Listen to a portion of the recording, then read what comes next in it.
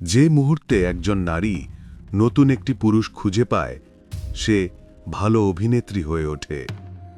তখন তার প্রতিটি পদক্ষেপ হয় পরিকল্পিত।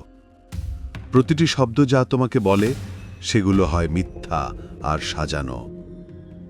প্রথমত, সে তোমার সাথে শারীরিক সম্পর্ককে আটকে রাখে। যা একসময় আবেগ ছিল, তা খরায় পরিণত হয়। সে অন্য কাউকে সেই ন্যায্যতা দেয় যেটা তোমার ন্যায্য অধিকার।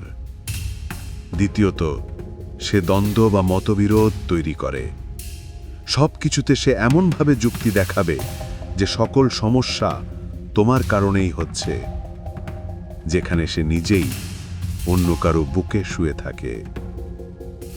তৃতীয়ত, তুমি যখন তোমার মনে জমে থাকা প্রশ্নের উত্তরের জন্য তার কাছে ভিক্ষা চাইবে, সে তোমাকে চুপ করিয়ে দিবে।